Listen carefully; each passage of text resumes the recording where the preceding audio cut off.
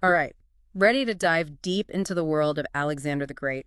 You probably know him as, well, the Conqueror, but we're going beyond those epic battles. It's more than just military victories, right? Exactly. We're gonna uncover the man, the myths, the whole shebang.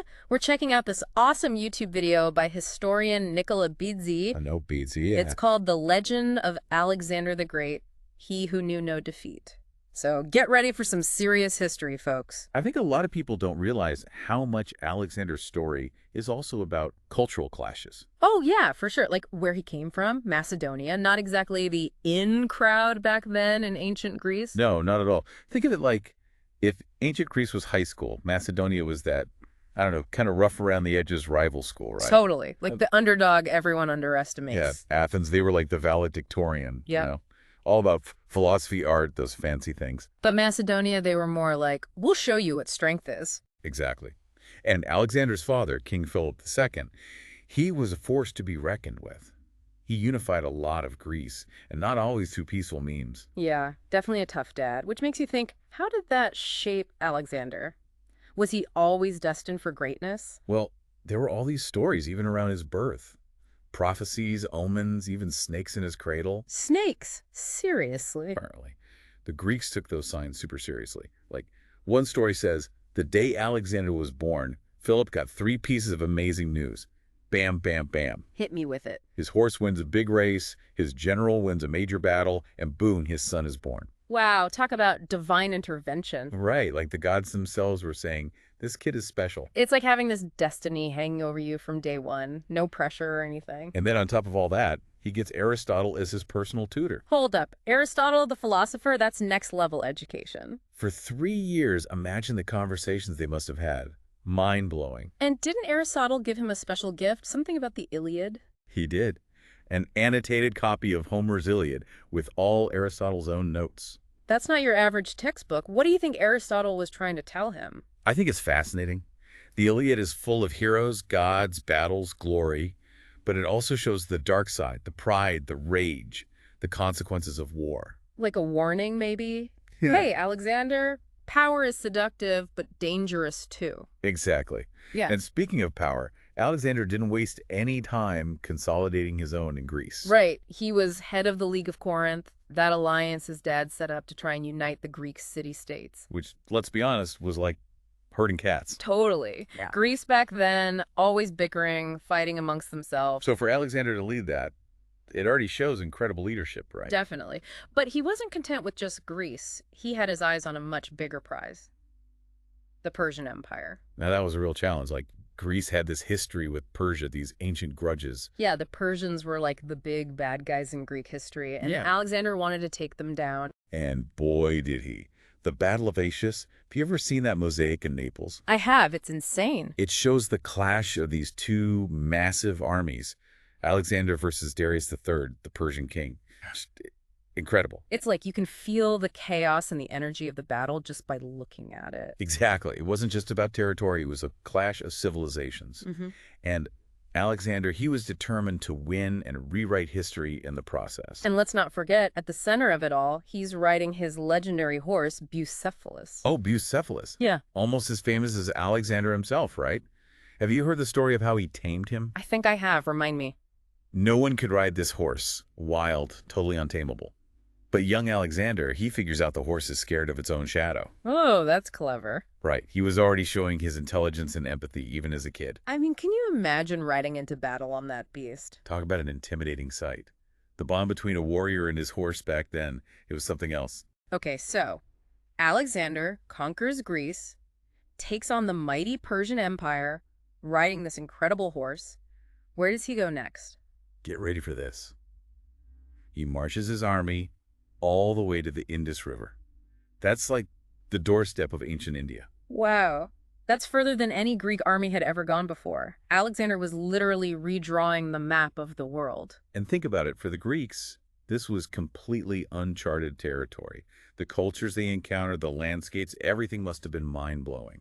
It makes you wonder what it must have been like for his soldiers. Years of marching, fighting so far from home. Did they ever start to question him? Oh, absolutely. Even the most loyal army has its limits.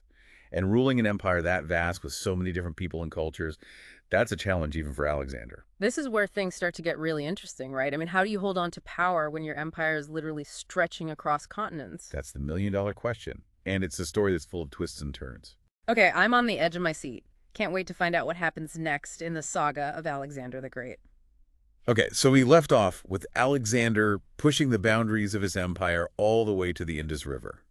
But even for a military genius like Alexander, there had to be some pushback, right? I mean, you can't just conquer all these different people and expect them to just like roll over. Oh, absolutely. It wasn't just about winning battles. It was about how do you rule an empire that diverse? All these different cultures, languages, beliefs. Yeah, it's like, what happens after the conquest? How do you keep things from falling apart? Exactly.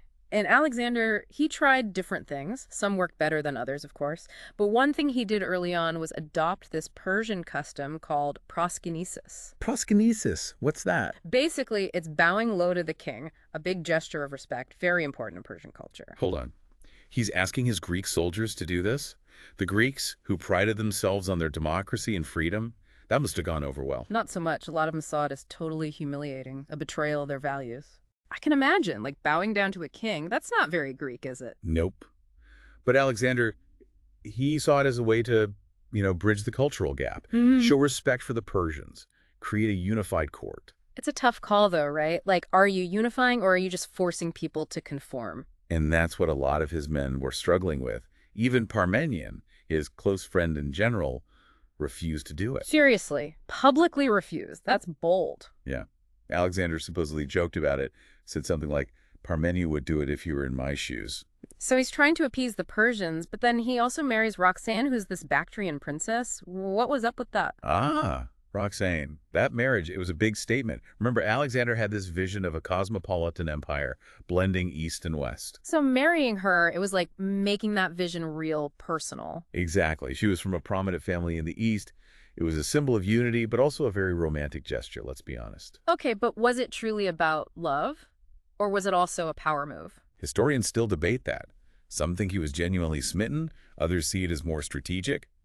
Probably a bit of both, right? Makes sense. But either way, it must have ruffled some feathers. Oh, for sure. Some of his Macedonian generals, they saw Roxanne as a threat to their power, to their influence. Plus, there were those who just didn't like the idea of their king marrying a foreigner. So he's dealing with cultural clashes, power struggles, and on top of that, there are rebellions breaking out all over the place. It sounds exhausting. It was. He was constantly on the move, putting out fires, trying to hold this massive empire together. And remember, it wasn't a centralized state like we have today. More like a patchwork of different regions, all kind of loosely connected. Exactly. He had to rely on governors, officials, local leaders, some more reliable than others, to keep things running smoothly. And it didn't always work. Okay, so how did he even manage those local leaders? Was it all about military force, or were there other strategies at play? Well, he definitely wasn't afraid to use force when he had to. But he also understood the importance of diplomacy, making alliances. He was even willing to incorporate local customs into his own rule. Oh, like when he was declared pharaoh in Egypt. Exactly. He totally embraced that role, the titles, the ceremonies, even visited the Oracle of Amun at Siwa Oasis. So he was trying to adapt, show respect, find some common ground. Yeah, and it wasn't always easy. He faced rebellions throughout his reign, from Persians, Greeks, even tribal groups in the East. So even with all his brilliance and charisma, Alexander couldn't completely escape the challenges of ruling such a diverse empire. Makes you wonder, if he had lived longer, could he have actually made it work? That's the question, isn't it? Could he have held it all together? It's something historians still debate. I guess we'll never know for sure.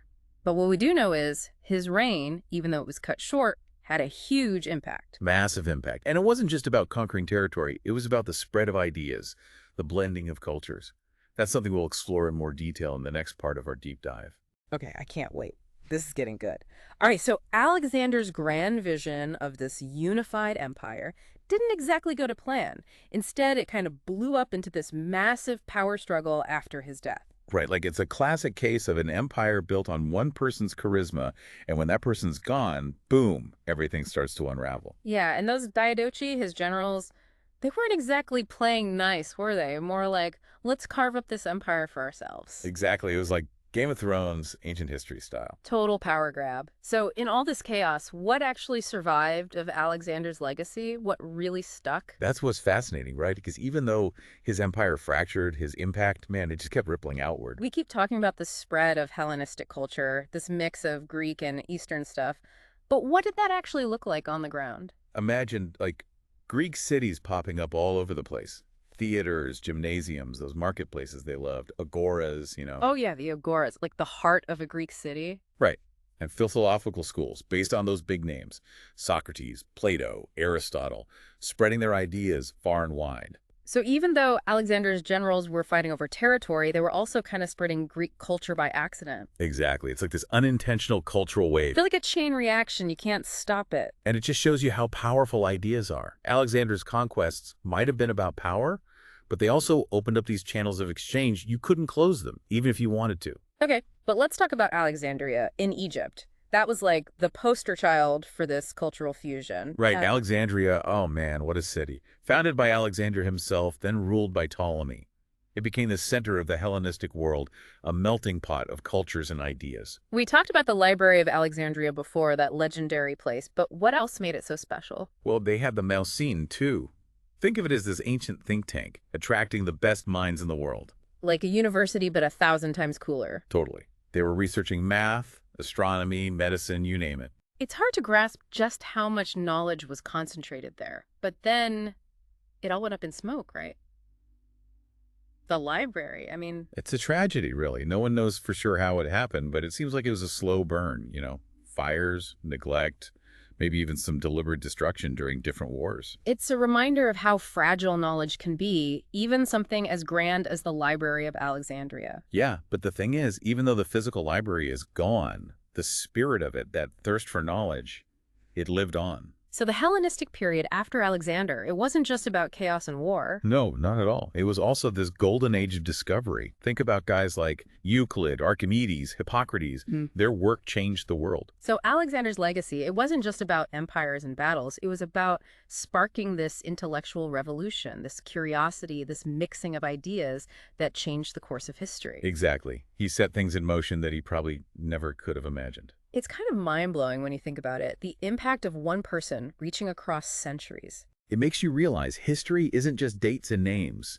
It's about these individuals, their choices, and how those choices create ripples that just keep spreading. Well said. And I want to thank you, our expert, for taking us on this incredible journey through the world of Alexander the Great. The pleasure's all mine. It's always a blast to dive into this period of history, and I hope our listeners got a taste of just how complex and fascinating it really is.